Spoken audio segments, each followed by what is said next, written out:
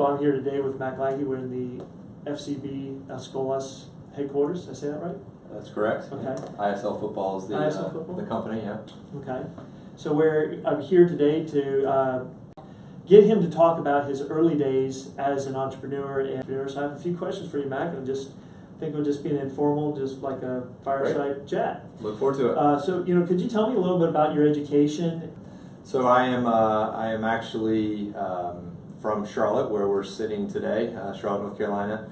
I was a public school kid here, so my life through high school and through college was very much about soccer. So soccer defined a lot of what I would think of as education. So I played in high school, was fortunate enough to go to Wake Forest on a soccer scholarship, which again I sort of chose because it was a great soccer school.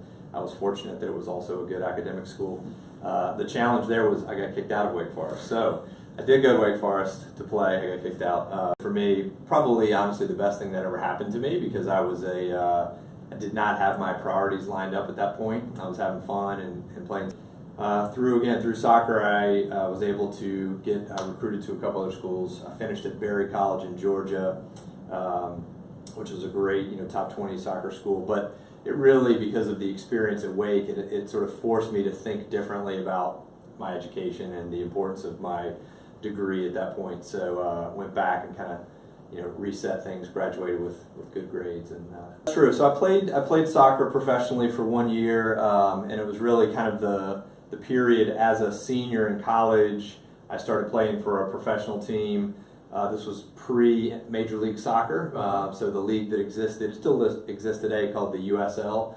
I was playing in the USL, which I really thought was what I wanted to do. That was kind of all I really ever thought about. So I did that, and then when I realized that sort of path from a career standpoint probably wasn't going to be the ultimate career for me, I joined a small startup, a friend that I had met in the marketing department, and honestly just fell in love with startups. It was I was in the marketing department, but one day I would come in and learn how to write code. The next day I would come in and we would lick stamps for 5 hours to get a mailing out, cold calls, take out the trash. And so that energy of feeling like when you go home you actually made a difference, you're not a cog in the wheel, that really had an impact on me.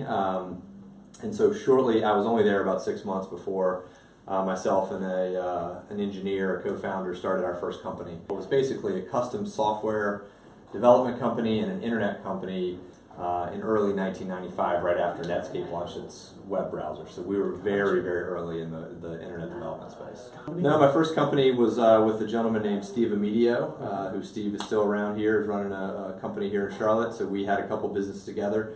I actually had a loan from my family. So my father, my parents, who were very supportive of me being an entrepreneur, gave us a small loan, and my father sort of served as a partner advisor. He had not been in the startup space or an entrepreneur. He'd been in sort of corporate America and worked his way out from a third shift engineer to a executive.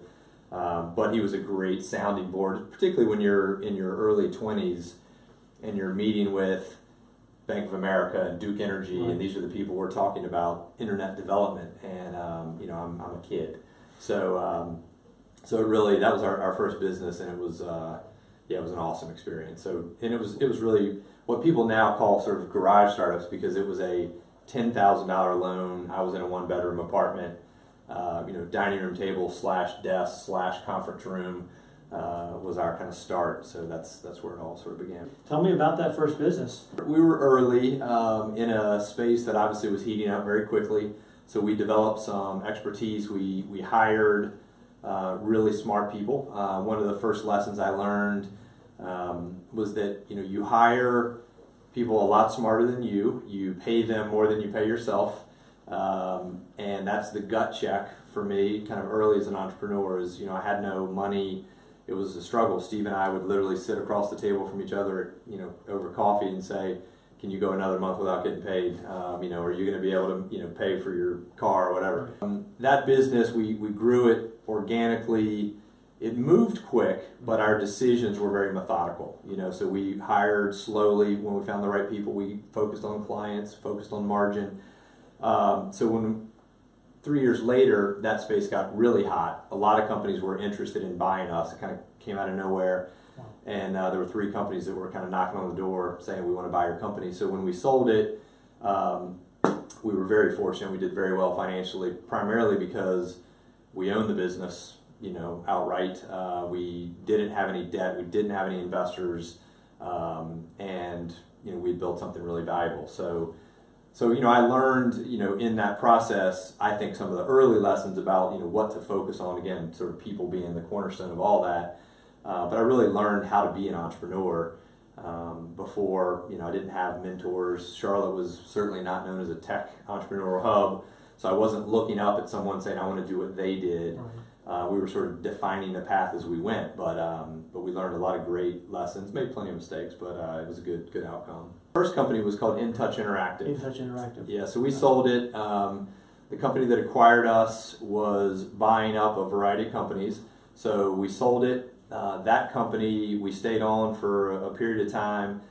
They subsequently went public.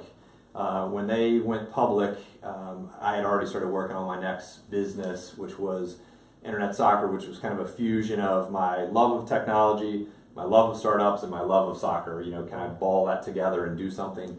So literally the day after IXL, which was the acquiring company, went public, we resigned and started Internet Soccer. And so it was really, and I knew at that point, it was going to be hard for me not to be an entrepreneur. I was just in love with the process. And having a good outcome certainly solidified that it's worth the struggle, because it's hard. It's very hard. And not only not getting paid and wondering how you're going to make it, but you're putting in hours. I was newly married pretty early in that business.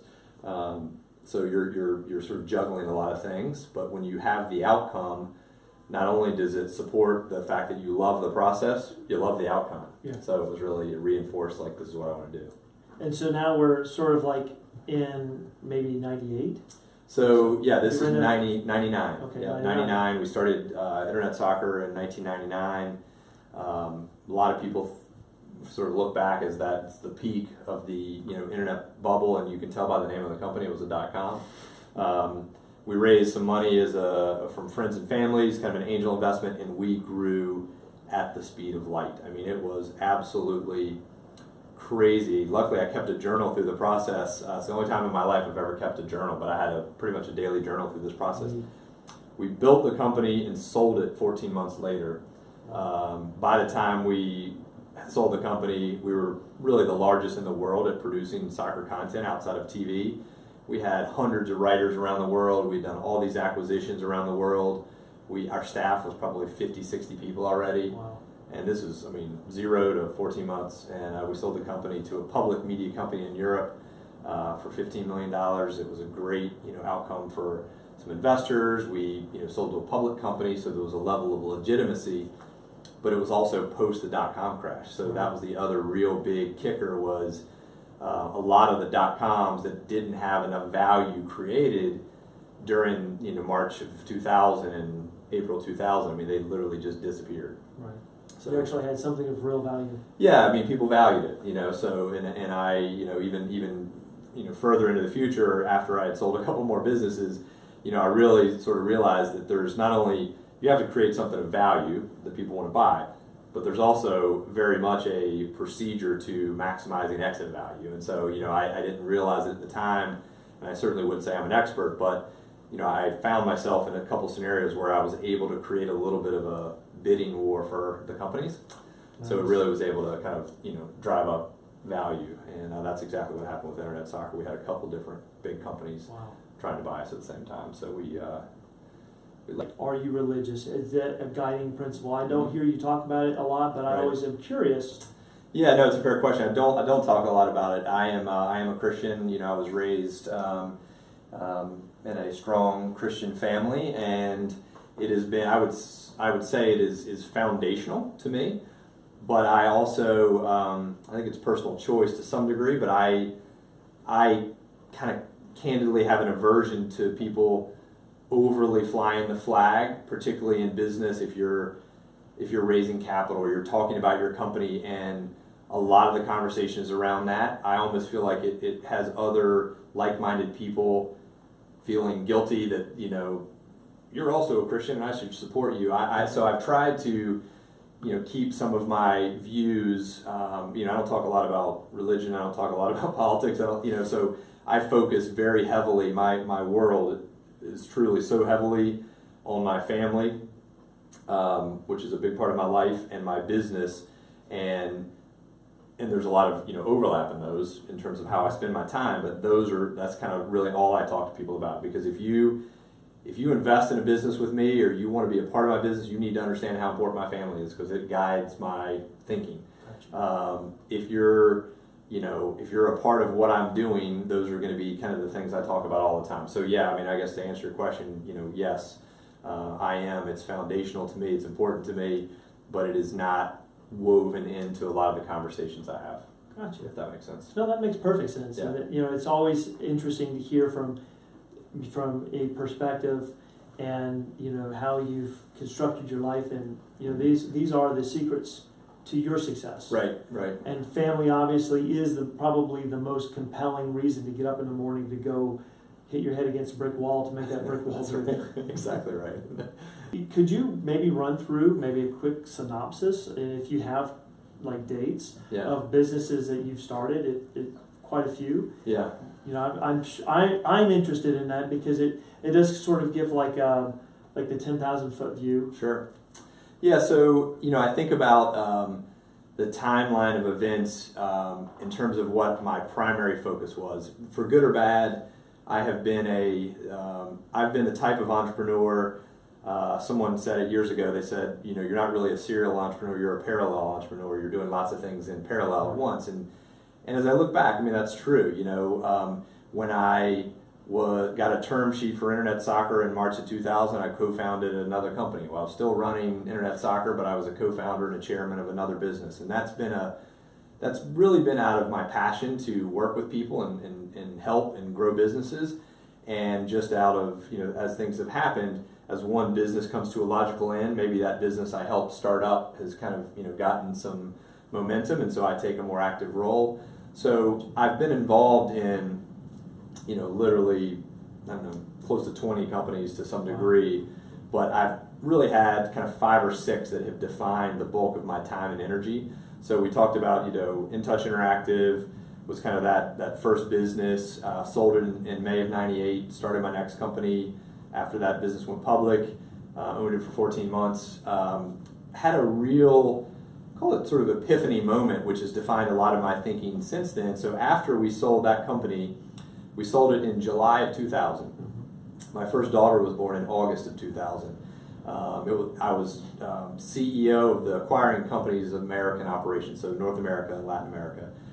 But because my daughter was born 30 days after we sold the company, it was a great opportunity for me to just sort of take a deep breath and say, what a blessing I get to be with my daughter. I'm going to be here in the first year of her life. She may not remember it, but I'm going to remember it. Right.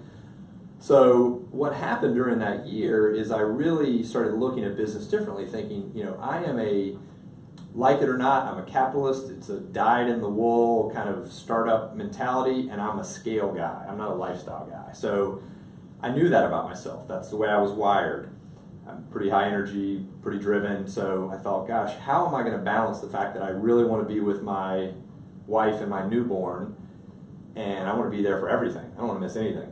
But I also want to build big companies, and I'm not willing to trade either. So I spent a little bit of that year thinking about what is the process that I've used to build scaling kind of companies. What are those critical success factors? What are the formulas? Is there anything in there that's repeatable? And I wasn't thinking about it like I'd be sitting on camera talking about it one day. It was really more like selfishly, my next business, I want to use that playbook. Right. But I also want to be at every dance recital, every donuts with dads, dinner at night, 5 o'clock dinner. And that's not easy. So anyway, from that point forward, as I started my next series of companies, that sort of dual objective became kind of forefront of the way I design a business, and it's very intentional for me, which we can talk about if you want. But so I started thinking about businesses differently. So I started another company with my longtime business partner. You mentioned Ross early, Ross Saldarini. We played soccer together in high school. He was a couple years older than me. Was someone I looked up to because when I was a young soccer player. He was a senior. I was a sophomore playing on varsity. I was this little pipsqueak. And he kind of took me under his arm and was like a big brother. I'm an only child. And so I had a lot of respect for him. And then he went off to Davidson and Chapel Hill and got his master's in finance and CPA. So suddenly when I was starting my companies, I thought, I'm not a finance guy. I'm not an operations guy. Who do I know? Who do I trust? Who do I like? And so Ross joined our first company, and then he and I became co-founders in a series of things. And it was really that partnership where you have a co-founder who rounds you out incredibly well. We never fought, but we didn't see the world through the same lens. And so where I might be aggressive, he might be conservative. Where I might, so we started a group called Blackhawk Equity together, which was kind of a fun platform. We started Mac Lackey's together, which was a sort of a departure from the tech space, which was an awesome business. Ross is actually still running it today. We've sold the company twice, but he's still the president of the business, so he stayed with it. And then, Kick, which is my most recent business, which I sold last year, I started in 2011, which was kind of coming back around to this passion of soccer and technology. I'm really excited about that opportunity, wanted to build it out. And as I started doing that, I met two young guys from Barcelona who were graduating from college here in the U.S. who had this passion for bringing Barcelona's methodologies to the U.S. So I was a co-founder and chairman, mentor to these young, talented guys. And over that same period of time, I was growing Kick. I was sort of, chairman of that company, and that company was growing like crazy. It's the office we're sitting in. And so, it's been kind of those core businesses that have defined where I've spent most of my time, and where the exits have sort of come. But throughout those years, I've just enjoyed that startup process so much. So I've been an angel investor. I've been a co-founder. I've been an advisor. I've been a mentor around sort of the startup ecosystem. So almost every angle of that I've played to some degree. Some with more success than others. But I found what I'm really not good at. It's most things. A few things I'm okay at, but you learn the tough lessons when you try all that stuff. A lot of at-bats. As Ross's father, awesome guy, Marine, he said that to us one day. He said, you guys will never be accused of not having a lot of at-bats. So we get up, we swing for the fences. Sometimes you whiff, sometimes you hit a home run. So it sounds like you hit a few home runs. Yeah. I've at least got connection on the ball a couple times. Sort of like I think it may be a fun question, I don't know, would be, when did you realize that? Was it like all of a sudden thing, you looked around and said, I can pretty much go to any dealership and buy any car my heart desired and have a little fun with that? Yeah. And then, and then maybe kind of, you got that, it sounds like you kind of got that out of your system, and like where you've landed now, but it's with the realization that nothing's without reach. Yeah, that's a fair question. It's a funny one. I mean, I'm human, so I when I was in college, even before I'd started my first company, I had my bucket list, right? And it was kind of luckily I've been one of those that I like to write things down, so I always had like, this is where I want to travel in the world, this is the stuff I want to buy with money. And if you looked at my kind of life goals when I was in college, it would look like a lot of, immature, not married, no kids. I mean, it was a lot of stuff, right? It was this car, this, whatever. And I was fortunate, I was in my 20s. I had 2 8-figure exits before I was 30. So, I mean, I sold, two companies in my 20s. I bought the cars I wanted. I had stuff. And I don't regret that at all. As a matter of fact, it was rewarding. Hopefully I was never obnoxious about it. I don't know, maybe I was. I got pulled over. I had a red sports car. I got pulled over on the street not long from here, and thrown on the hood of the car because the police thought I stole it because they thought there was no way a little skinny white boy in his 20s was driving this car. But so, I guess I to some degree realized that, but what took me a while to realize is that it was not, and I know people say this, it sounds cliche, but it's so true today and true back then. It wasn't even the car, it was like what that car represented for me. And it was, some of that was, I love to drive. I mean, I really love to drive. And so it was kind of the freedom of, I can go to the mountains and drive a car that I'm having fun. It was the experience. You know, I don't really, as a matter of fact, I almost felt more awkward sometimes driving the car because it felt funny when you pull up to a stoplight, right? So I really, for me, it was about the experience. It was about, you know, having a place at the beach was more about like watching my kids play on the beach than it was, you know, most people didn't know I had a place, you know, so it wasn't about that for me. But a lot of it is freedom, you know, it's like, and it's not even money as much as a mindset, which is why I think it's so important. When I talk to young entrepreneurs, I talk about that sort of designing your business, designing your life. I think about it as life wealth. I mean, the most valuable thing for me is, you know, we can stop talking in 10 minutes and I'm going to go home and hang out with my kids this weekend, and there is absolutely nothing that's going to prevent me from doing that, you know, and so being able to control your time, control your focus is a huge deal, you know, and it's probably the biggest, you know, the greatest thing for me. In the middle of running a company, my family decided to move abroad. You know, we moved to Barcelona, and I was still running my company, but I had the flexibility, again, not because of money, but because of mentality that I had designed my business. I had smart people running it. You know, I had people that didn't need me to stand over their shoulder and tell them what to do. You know, I could send an email in the morning or at night knowing that they knew how to run the business. I mean, that's nice. That is intentional design and great people. That's not money. You know, that's not wealth. I mean, that's just intentional design.